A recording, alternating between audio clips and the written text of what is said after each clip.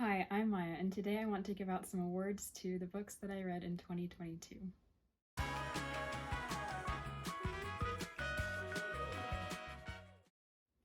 I have 9 different categories, and then at the end, the big kahuna is going to be my favorite book that I read in 2022. I read 22 books this year, which isn't a lot compared to what some people read, but I think it's pretty good for me considering how busy I was this year. And I also think 22 fits well with 2022. So yeah, let's just jump right into it. The first category I have is Best Love Story, and that award goes to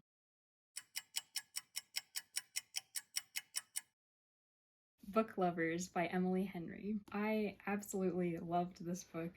It was so much fun, but was also full of so much feeling. The two main characters, Nora and Charlie, are just so good together.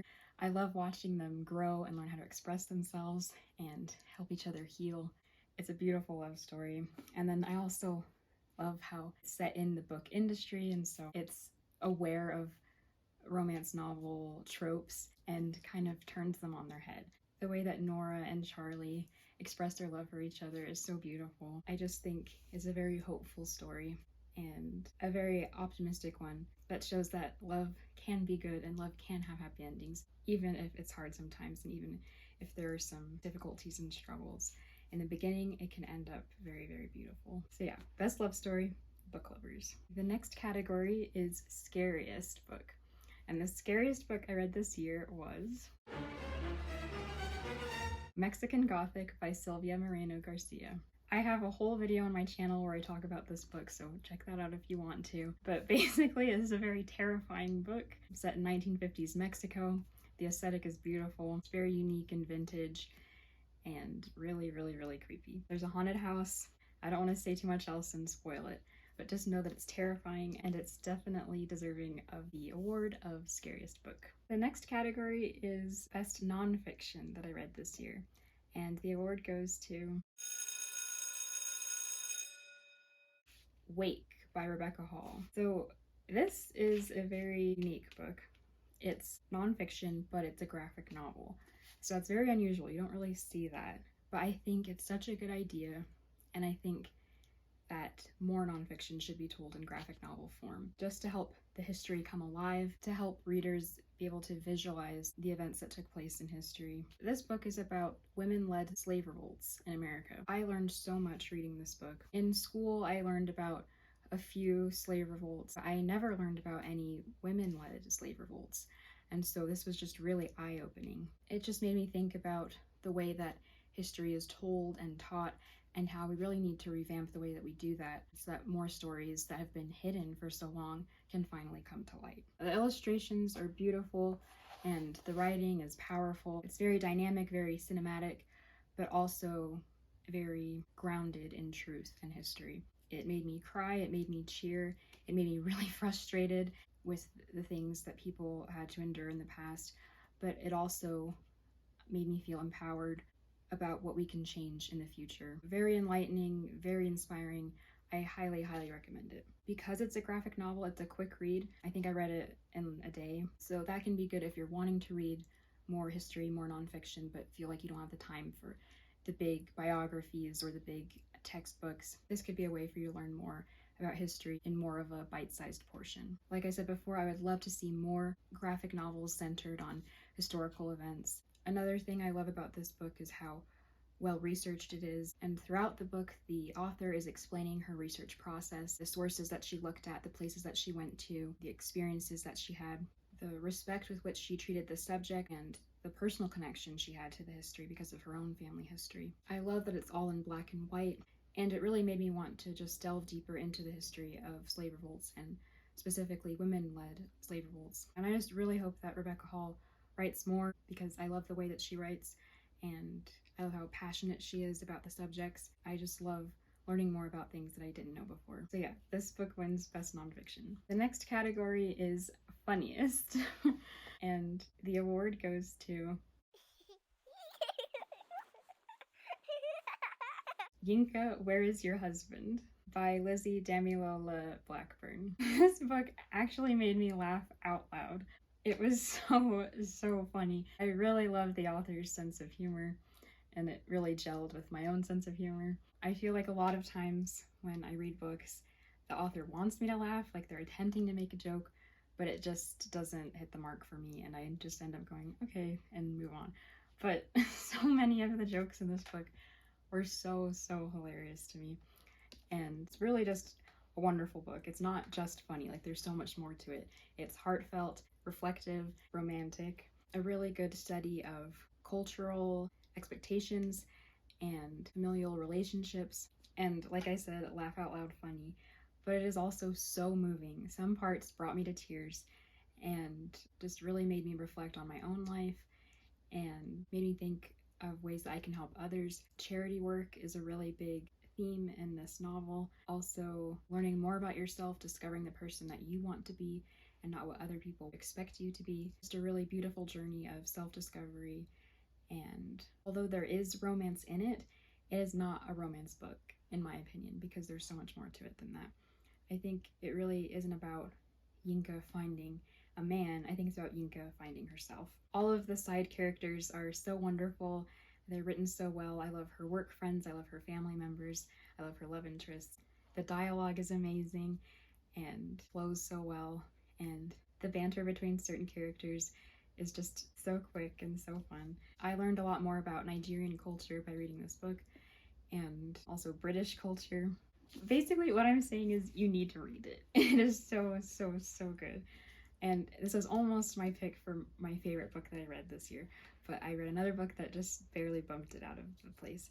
But it is so good, so funny, and just the right amount of comedy as well. It's balanced well with the more serious moments, and it comes right when we need it, when we're feeling really down from the more heavy topics that are discussed. We get a good laugh that helps bring us back to a lighter mood. And I just think the author is a very gifted writer, and I would love to read more from her. And yeah, it's just a very good book. Okay, so this next award is in great contrast to the award that came before it, and that is the saddest book I read this year, the book that made me cry the most. And that is Their Eyes Were Watching God by Zora Neale Hurston. A lot of people have to read this book for school. I never had to, but it's always been on my radar and it's always been something that I wanted to read, so I finally got around to reading it. And I was just a mess the entire time, but especially at the end. Those last few chapters just completely wrecked me and I was just blubbering. The main character, Janie, is just, she goes through so much. She endures so much. She struggles so much. Insane amounts of pain and anguish. But it is also so inspiring and just so well crafted. The language, the syntax, the metaphors and similes, they're just so beautiful. The symbolism, the themes, the parallelism, juxtaposition, just the way that Zora Neale Hurston weaves this story is so masterfully done. So the part towards the end that made me cry so hard, like just blubbering, bawling. I don't want to spoil it, but I will give one hint, one clue, and that is Old Yeller. That's all I'm going to say. And it's really sad.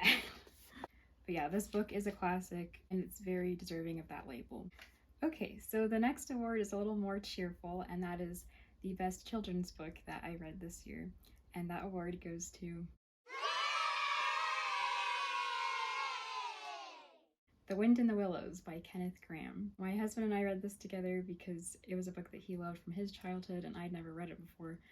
So we read it together and it was chef's kiss. It's basically just about little animals who wear people clothes and go on picnics and have tea parties, and they're just so cute and adorable, and it actually has a really good message about friendship. I love how all of the animals have each other's backs and they look out for one another. And it's just a really fun world that the author creates for these animals, for these characters. Mole, toad, rat, they're all fun in their own way. Badger, I love how each one has their own distinct personality and their own interests and hobbies and worldview. And it's just a very rich story. And the shenanigans they get into are really fun, especially for young readers, and just a very engaging, sweet story. I love the scene where the god Pan shows up. That is a really, really cool part. That's probably my favorite part of the book. I will definitely be reading this to my children in the future, and I highly recommend it if you haven't read it before. Okay, the next category is a fun one. It doesn't really have anything to do with content or quality. It's just about how cute the cover is. So the award for best cover goes to The Stand-In by Lily Chu. I was at Target and the cover just caught my eye. It's so cute. It's so adorable.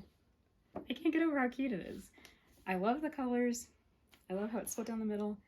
And I love how it gives us a really clear idea of what these two characters are all about and the differences between them, but also the similarities.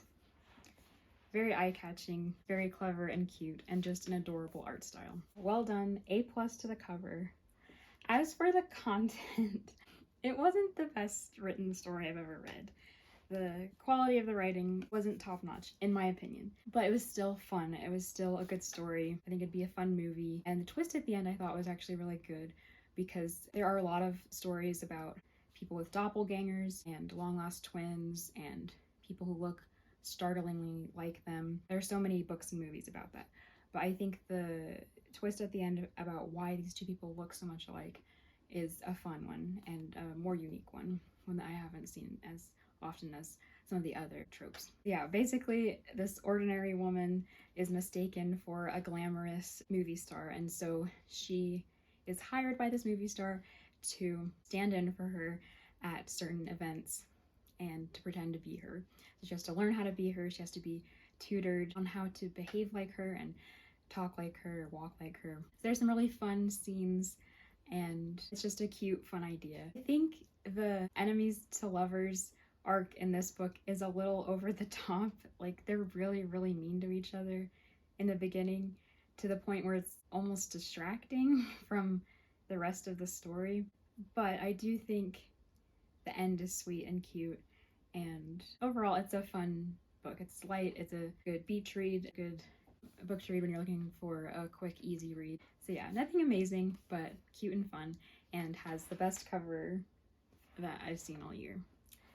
So yeah, that's The Stand-In. Okay, so we've made it to the second to last award before I hand out the first place prize for best book that I read this year. So before we get to that, this next award is for the best drama that I read this year. And that award goes to Malibu Rising by Taylor Jenkins Reid. Holy cow, I love this book. Holy cow. This is another one, along with Yinka, that almost made it to best book I read this year. But the one that will win, that did win, is just, there's just something special about it that I'll talk about later. I'm getting ahead of myself. I have an entire video about Malibu Rising on my channel. You should check it out. So I won't talk about it too much here since I have a whole video about it. I'll just say that it's set in 1980s California, but also has like time jumps back to the 50s and stuff. It's about a family, the close bond between these siblings, and how they deal with the fame of being children of a celebrity. Just really good insight into that celebrity lifestyle, that Hollywood lifestyle. Also tragically beautiful in some parts. Their mother is such a tragic figure, and her story is so heartbreaking. And then the four kids are just so unique in their own way. They each have their own career path that they're doing, and learning more about their lives is so fascinating. And then how they all interact together and the trauma that they went through together, but also how they've grown closer and how they look out for each other. Yeah, I would honestly read it again right now. Just thinking about it is making me want to read it again. It is so well written. But the reason that it gets the award for best drama is because it is so dramatic. Almost to the point of melodrama, but I do think Taylor Jenkins Reid reins it in the right amount so that it's not just like a soap opera or so much drama to the point where you're like sick of it. I think it's the perfect amount for me personally, for my reading preferences. Taylor Jenkins Reid is an expert at making a book full of drama but not going overboard. I feel like this book is a love letter to California, and I think it's also a tribute to the strong bond between siblings and how in many situations siblings are more like parents to each other than the actual parents. With the time jumps and the flashbacks and the period piece settings, it reminds me a lot of This Is Us, the TV show. Also, of course, the family drama also makes the book feel like the show. That's like the closest thing I can think of to compare it to, although it is definitely different. It's 10 out of 10 for me. I think it is just amazing and definitely deserving of the award for Best Drama. Okay, so this is the last category before I announce my favorite book of 2022. And this category is not so fun. It is the most disappointing book that I read in 2022. Oh man. And that is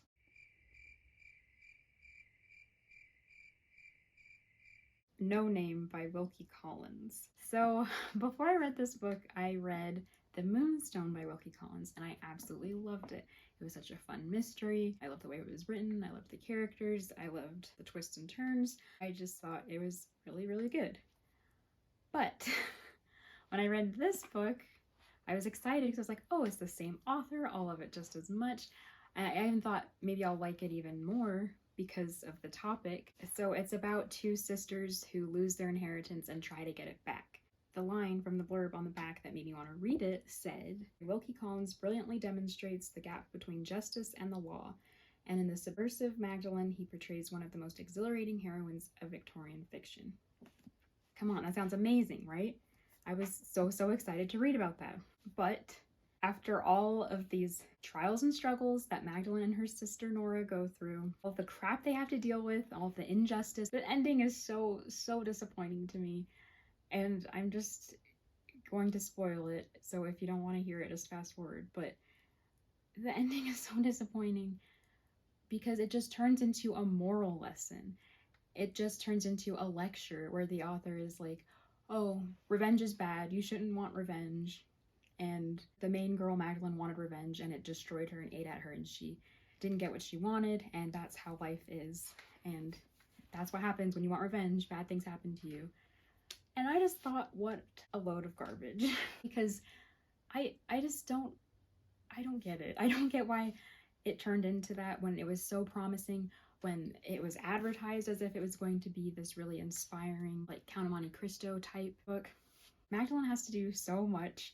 She gets into costumes and she lies out her identity and she tricks people, and there's like false marriages and there's just so much going on, which is so fun to read. But then at the end, when it doesn't even pay off and she doesn't even get what she wanted, she doesn't get her fortune back in the way that she wanted it, and the people that had wronged her still aren't punished, I just so frustrating, so disappointing, especially because I had such high hopes going in. I just was blindsided because I really thought it was going to be a Count of Monte Cristo moment where at the end, you know, he's accomplished everything he wanted to, he's gotten his revenge, and instead we get a sad, broken character who is traumatized by all of the things that she did to get to this point. I don't like the finger wagging feeling that I got from the author. I just wanted more. I just wanted to see Magdalene be happy and to get revenge on the horrible people who mistreated her so badly. I say don't read this book. I say if you're gonna read a Wilkie Collins book, read The Moonstone, because that is really good. It's really fun. It's really well written. It's a fun mystery. And it's not disappointing. The ending doesn't make you unreasonably angry. When I closed the book, when I read the last page, I just felt like I had wasted so much time. Like so much time reading this book that I'll never get back.